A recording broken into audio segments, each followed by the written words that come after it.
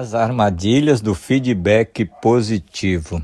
Quantas vezes você utiliza o elogio para dar um feedback positivo e, sabe, aquela sua palavra de elogio parece que não tem ressonância com a pessoa com quem você está falando, seja seu subordinado, seu liderado ou seu filho, e até mesmo aquele elogio traz um resultado inverso ao do que você espera.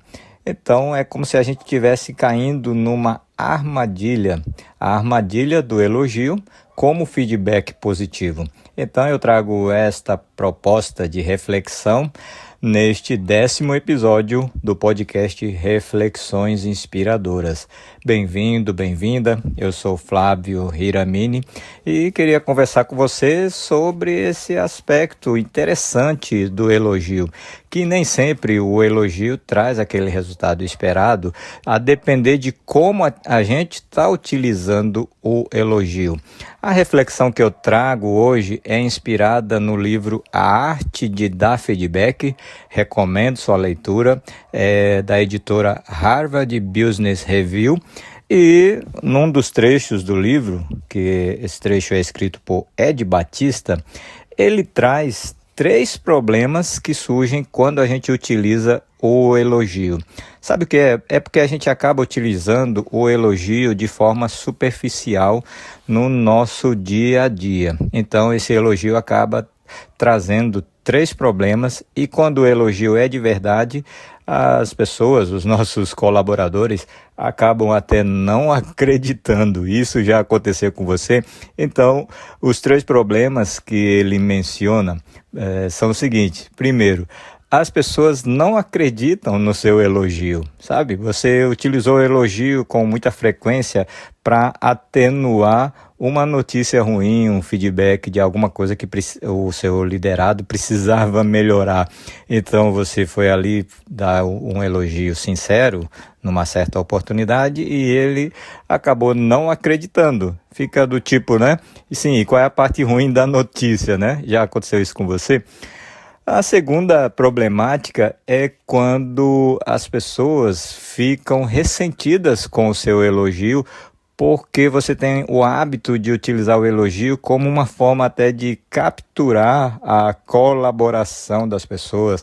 A pessoa fica com um certo débito social porque foi elogiada. Sabe aquela coisa que você já deve ter passado por isso na infância, né? Como eu passei. É claro, muito natural. Mamãe chega e diz assim, né? Olha, você é tão alto. Aí você já sabe. Pois não, mamãe, o que é que você quer que pegue no lugar alto? Aí ela diz, pega aquele estojo de mantimentos nesse armário alto. Legal. Olha, você é tão forte.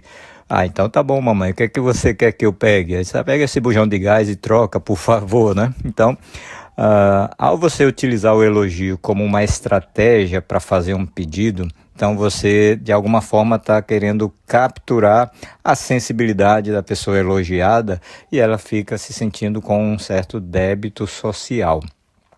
Esse foi o segundo problema do uso do elogio de forma superficial. O terceiro problema é quando a gente utiliza o elogio, elogiando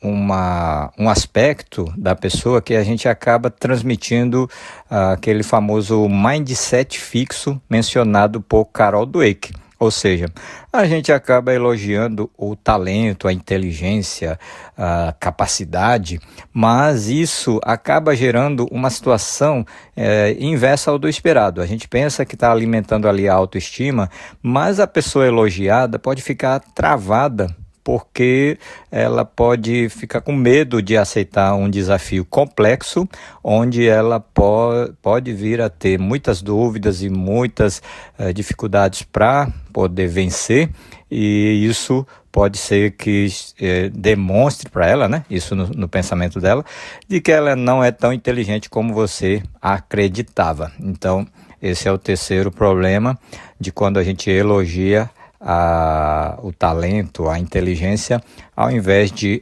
elogiar algo que a gente pode estimular muito mais, que é o esforço, que é a estratégia, que é o interesse em crescer. Então esses são os 3 problemas básicos de quando a gente utiliza o elogio de forma superficial. Ao utilizar, como no primeiro problema, o elogio para atenuar a conversa, de uma conversa difícil, a gente acaba criando uma cultura de que o elogio é apenas um quebra-gelo. E aí o que é que o consultor, autor do texto aqui, Ed Batista, sugere? Ele diz que é melhor a gente investir muito mais no relacionamento, investir no relacionamento e ter muito mais clareza dos motivos para ter uma conversa com o seu liderado. Por exemplo, você pode dizer, olha, é importante que possamos ser sinceros e diretos um com o outro para trabalharmos com mais eficiência. Tenho algumas preocupações para discutirmos e tenho certeza de que podemos solucioná-los juntos, né? Então, você está tendo uma conversa muito mais franca do que começar com o quebra-gelo do elogio. A segunda questão que a gente falou, de quando você utiliza sempre o elogio como uma estratégia para capturar ali a boa vontade do seu colaborador, o professor Ed Batista fala que ao invés de ficar utilizando esse elogio dessa forma tão superficial, a gente deve sim investir muito mais em todo um kit de ferramentas persuasivas, principalmente se conectando emocionalmente com as pessoas, com os subordinados, com os liderados no dia a dia. E daí não vai precisar ficar utilizando esse tipo de artifício que não tem uma sustentabilidade. E quanto ao terceiro aspecto, a gente já veio conversando aqui no 7º, 8º e 9º episódios sobre a importância de elogiar muito mais o esforço, a resiliência, a estratégia, o interesse de crescer, que com isso a gente está multiplicando um mindset, uma mentalidade de crescimento. Bom, este, em síntese, era o papo de hoje. Agradeço pela sua companhia. Muito obrigado. Namastê. Tchau.